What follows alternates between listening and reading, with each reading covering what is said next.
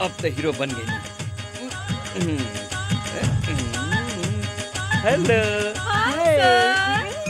बिना टॉप लागे हाय बहुत नीमन लगा तारू। अपना मुँह से का कही बहुत सारा चल हट बाय। जब हाय दैया मर गई मैं। ओए माँ I am sorry sir. Okay it's ओके।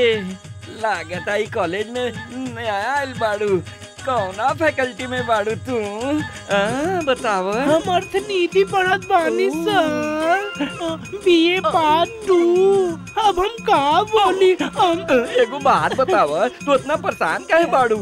हम अर्थनीति में वीक बानी सर। कौनो बात नहीं खे, हम तोरा के प्राइवेट क्लास देके अर्थनीति में एक्टिव कर दे। काहे सर? सुना, तू एगो काम कर, कॉलेज के कोनो खाली रूम में चल या फिर तू हमरा से मिले खातिर कोनो लवली गार्डन में आव।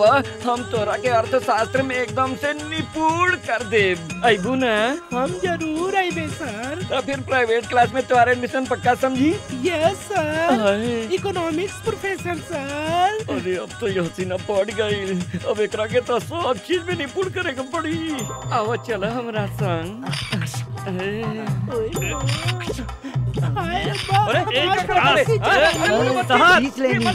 अब सब फोटो फेसबुक पर लग जाएगी।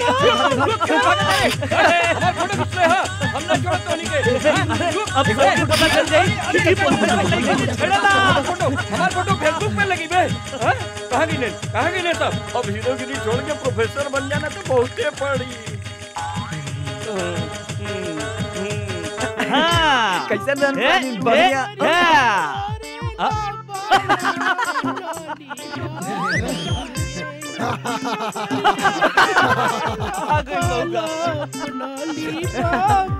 अरे मौगा देख सर के साथ तो जोड़ी कैसा लगा था?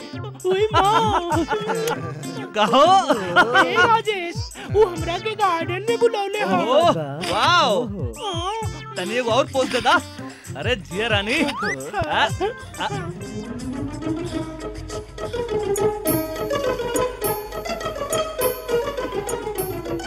ए राजेश चल कैंटीन में चला जाओ। चला जा। चल चल। राजेश हम तोहरा से कैसे कही कि हम तोहरा के कितना चाहिए? महंगाई इतना बढ़ गई लेकिन ई कॉलेजिया प्रेम कम ना होता। कोनो एकांत जगह देखते नहीं खे जब हम अपन प्राइवेट क्लास ले सकी। सो स्वीट सो नमकीन। अब चलल जाओ कोपचे में। अब प्यार कर। अरे रहुआ जहाँ बोलिए हम वहाँ चल बे। लेकिन कहा बताओ? वो कहा ना कि हम ऑटो रिक्शा से आए हैं तो के भाड़ा ना देली हां। ओ ई बात बा। कोनो बात नहीं के। ई ल हमरा लगे बा। ई तो 500 रुपया बा। फुटकर नहीं के। रहुआ के अर्थनीति बहुत स्ट्रांग बा। बाबा हर दी हम 500 के छुट्टा लेके आवत आनी। जल्दी आई है मेरी मोहिनी। कोई ऐसा ना हो कि हमारे 500 रुपया लेके भाग जाए। कहाँ गई? सर प्रणाम। नमस्ते। सर जरा ठीक से देखी। हाँ कहीं देख ले बानी हम। कॉलेज में बिटाई रहनी हो दिन। कॉलेज में? अरे तू हुए बड़े ना जो हमारे फेसबुक पे फोटो डालने बड़े। हम तोरा के ना छोड़ो तोरा के। हम बताओ तनी तोरा के। रुक अभी। सुनी सर बतिया तो सुनी सर। वो दिन कहाँ भाई रहे? अरे हम ना रहे सर। ना रहे ना हमार जुड़वा भाई रहे। जुड़वा भाई वो केहू के ना माने सर। अरे हम सबके काम सेट करेला। तो हमरो सेट करवा दे। के देख के सब प्रणाम करेला। तू एगो काम करा अपना भाई के मोबाइल से हमारे फोटो निकाल दो।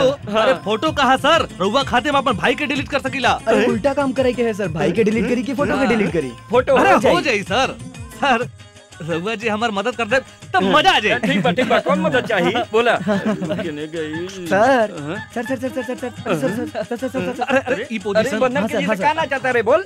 सर आप भाई हमने एक ड्रामा कंपटीशन के सेक्रेटरी कंपटीशन? हम लोग पिकनिक के लिए रांची जरूर जाए सर। हाँ हम सब बंदोबस्त कर देव, सब जुगाड़ बना देव, तो नहीं कोनो चिंता करे की जरूरत नहीं है। चल अब तू लोग जा इजा से जा इजा से जा जा। हाँ, अरे सर। जा मेरे बाप जा इजा से जा। तू लोग का सिटी कॉलेज के स्टूडेंट बाड़े? हाँ? कौन हो जो मोहिनी के छेड़ा गाड़े? ना ना ना ना हमरा के नाम मालूम।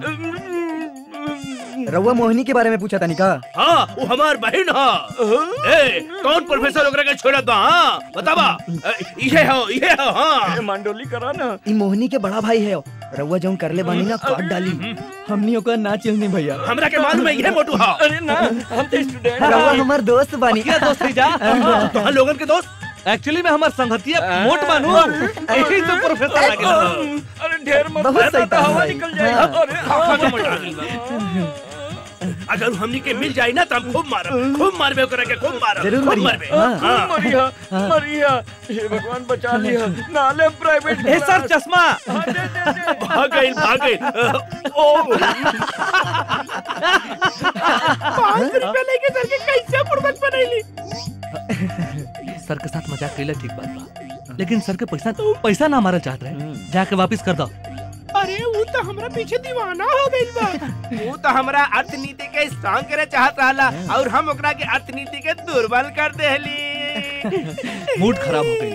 तो हम